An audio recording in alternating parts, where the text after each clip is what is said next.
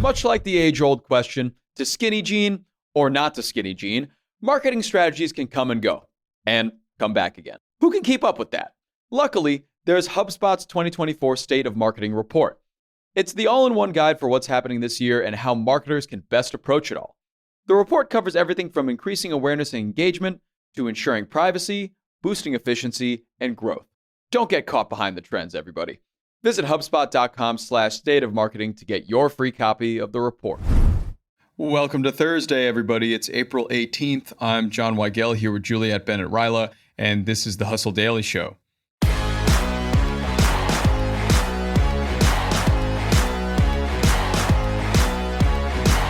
We all know YouTube is filled to the brim with tech review accounts, but Marques Brownlee's channel with millions of views per video is at the peak right now. So much so that his bad review of Humane AI's AI pin has brought into question how ethical it is to bash a product when you have real influence over the public's adoption of it. So how did Brownlee respond to all this, and what should the position be of a reviewer nowadays? We'll get to that in a bit, but first let's run down the hits and headlines today in business and tech.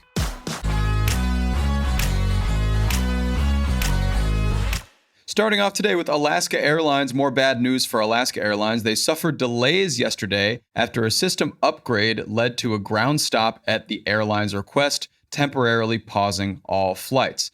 That's not it, though. Meanwhile, United Airlines said that the grounding of Boeing's 737 MAX 9s, which occurred after a door plug blew off an Alaska Airlines flight earlier this year, cost the company about $200 million in Q1. Ouch.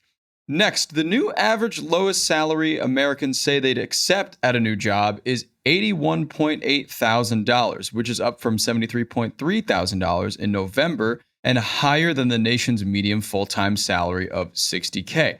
What do you make of this year-to-year significant increase, Juliet? I think the same thing we're all seeing. If eggs are going to cost as much as they cost, if milk's going to cost, groceries, doing anything, rent, don't even get me started. People feel like they need more to get by. I think we all know it's very difficult to survive now on minimum wage, let alone even a salary that we used to think was good, which was in the 60s and 70s. So depressing. Yeah. Yeah, very depressing. I think on like a story that you and I are going to cover later today, in your story, it says a device came out in 2009 and it was $200. And in parentheses, it says $300 today. And I'm like, that's insane. How did that happen? I used to think that was a thing with like the 1940s to now, not like 10 years ago. Yeah, exactly. Yeah. All right. Next, moving into the video game industry, video game studio Take-Two Interactive is set to lay off about 5% of its workforce and drop several projects. The announcement comes amid its efforts to acquire developer Gearbox for $460 million. Now, Juliet, we've talked a bit on the show about the video game industry and how it's kind of in decline. Is this just kind of another symptom of this game crisis? It's really confusing to me because it seems like the video game industry is doing relatively well. People are still buying video games. Yeah. Gearbox is the studio behind Borderlands, and they're making what looks like the world's worst movie about Borderlands. We're seeing video game TV shows be huge hits. Last of Us, Fallout. Yeah. People are still making a lot of microtransactions. What's most confusing to me, though, is I don't know. It just seems like maybe it's like this weird sort of let's cut back, let's appease the shareholders kind of thing, because I say this all the time, but like that Belgian studio that made Baldur's Gate 3, they swept all the video game awards. They created a massive game that was just one price. They have no other profit making schemes. You don't have to buy skins or DLC. And they are frequently talking about how they have not had to lay anybody off. They used all real voice actors. They motion captured everything. They didn't use AI. They didn't cut any corners. And I think recently, because they're a Belgian studio, they were like, yeah, we don't care about shareholders. And so part of me is wondering, are you just trying to make the numbers look better? I don't get it. I mean, the video game industry is so wildly successful. I don't know. We should do some research and talk about this again because it's very confusing to me. We definitely should, because all these studios can't be struggling the same way. And given that the video game industry is better than it's ever been right now, I'm wondering why they're all laying off so many people. And especially in this case, because Take-Two Interactive is about to spend $460 million to acquire a developer. So strange how these things line up how they do. Yeah, I mean, I do know that like the cost of just developing a video game has grown, especially a AAA game, because, people expect really amazing cutscenes and all of this stuff. But yeah, it's a little perplexing. Yeah. And finally, Comcast is set to launch now a new low-cost month-to-month internet and phone plan option for $20 to $45 a month. We'll see how that performs there. Okay, on to the main story today. Marques Brownlee's negative review of Humane AI's AI pin has brought into the question of if it's fair for a popular reviewer to give new products bad reviews. This question itself seems pretty easy to answer, but some aren't exactly happy that a single person can entirely determine a company's future. So, Juliet, did you watch the review, and how bad exactly was it?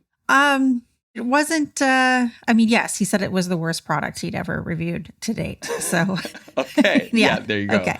Sure. But, he was not alone in saying that the AI pin just didn't work. Pretty much every review I read across The Verge, Wired, every single review, Washington Post even, it was like, yeah, this thing would be cool if it worked, but it doesn't. It's slow, it's laggy, it's glitchy, it's missing a bunch of features. It gets hot, like literally gets hot when you have it clipped to your chest, and it doesn't work. So when you're talking about a device that costs almost $700 plus a monthly subscription, people expect it to work. Yeah. Could he have phrased it nicer? Like, yeah, this product is just not very good. Sure. But I don't think he needs to. I don't think that's a requirement.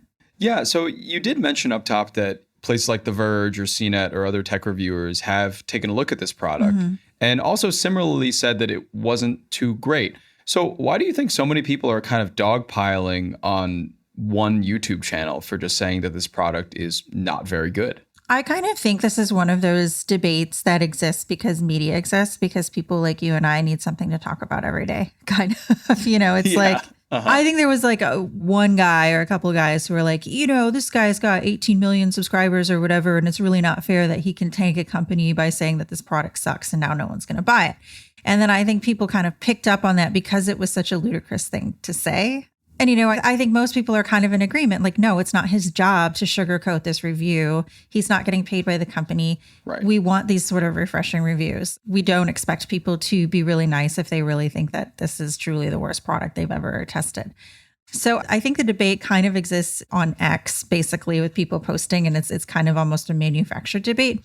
But I do think that it does raise a lot of interesting questions about the state of reviews today, where we're not getting those kind of honest reviews, because journalism has kind of fallen to the wayside in favor of influencers and bloggers in many cases. And most of our shopping is done online, where we know that Amazon and even Sephora, like even retailers you would trust, have had issues with people and companies paying for reviews and then trying to falsely inflate how good their product is. Yeah, I mean, totally makes sense. We've seen that across the board, that reviews aren't exactly the most honest and genuine on the internet, which I feel like is why somebody like a YouTuber or like an actual face-to-cam person who isn't paid by a certain company would be a good person to listen to on something like this. Absolutely. Because, I mean, some tech founders are not too happy about this review, but at the same time, how are you going to get an honest answer to a question that you have that's not an advertisement? Humane is a company that last known valuation was $850 million. So it's not this poor little indie struggling startup. It did release a product that it wanted to charge people $700 for that isn't good. Let's say there were no reviews, but a bunch of people thought it sounded really cool and then they bought it and then it didn't work. And now they're flooding consumer reviews. They don't have to be somebody with a huge following. If you go and look up at any product and it has a 1-star review, like you're not going to buy it. And if you make too many false claims and then you don't follow through on that, you're going to maybe have some legal problems so it's better, I think, that no one buys it right now, but yet give them the grace to perhaps iterate on it and make it better in the future. Yeah. And you did write in this article as well about the other side of reviews, how, companies are paying for reviews on certain sites like Amazon or Yelp. But there is also another side to that of people just absolutely lambasting something because they don't like a creative decision that was made, or they don't like something that was done by a certain company, bringing their reviews down too. We are in an age where pretty much anyone can get on the internet and express their opinion for better or for worse. And I think that has made it very difficult to trust online reviews. If somebody doesn't like that there are too many girls in a Star Wars movie, they will get on Rotten Tomatoes and trash that movie. Oh, yeah. Regardless, is that movie good? Is that movie bad? I don't know. But I think people, they've never even seen something. They've never even played the video game, but it doesn't have what they want in it or what they think they're owed. So they want to trash it. Alternatively, sometimes you might go on Yelp and you might get a little alert that's like, hey, this business is in the news, so be careful of these reviews. Sometimes that's just I don't know, someone caught the owner of a business yelling at a duck in the middle of the street. And now they're the main character of Twitter. And now people in Alaska are commenting on this bakery in Idaho. This guy sucks. 1 star, don't go there. And they've never been there, Yep. So you you have a lot of moving parts all of the time.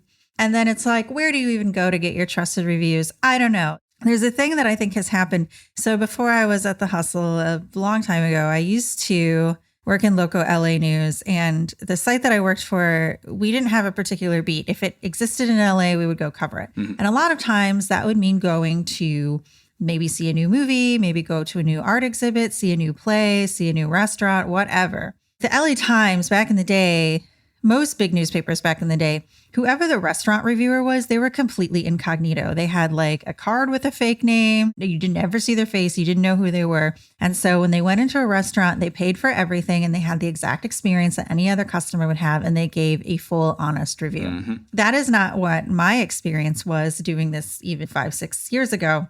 It was, I'm invited to have a free meal, which depending on the publication is totally allowed. If they don't want to allow you to expense things, then they let you have the free meal.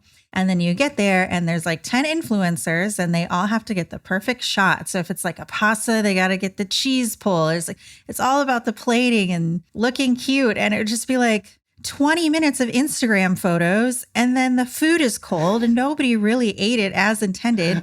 And then because they want to get invited to other stuff by that same PR agency, it's a glowing, amazing review. And so it's what is real? Or when I was reviewing movies, I noticed that some reviewers, they really wanted to have their publication or their name on a billboard or in a magazine article.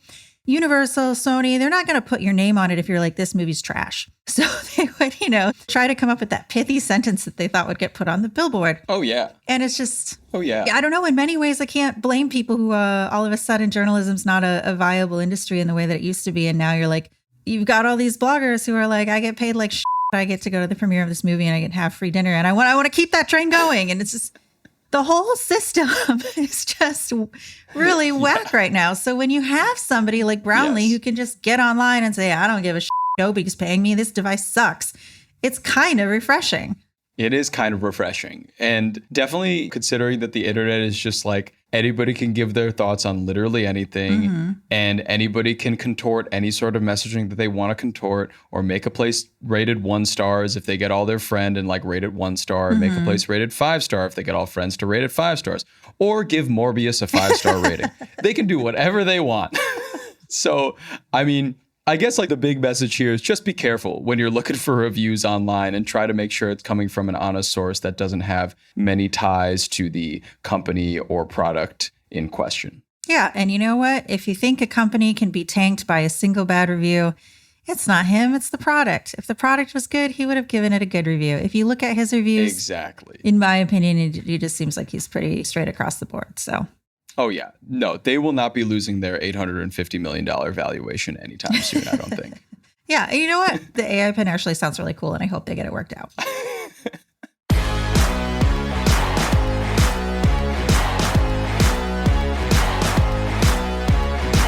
All right. And that's going to do it for us today. Thanks for tuning into the Hustle Daily Show. We're a proud part of the HubSpot Podcast Network. Our editor today is Robert Hartwig, and our executive producer is Darren Clark. We've got a lot more tech and business coverage in our newsletter. If you're not subscribed, go get yourself signed up at thehustle.co/email, and we'll see you tomorrow.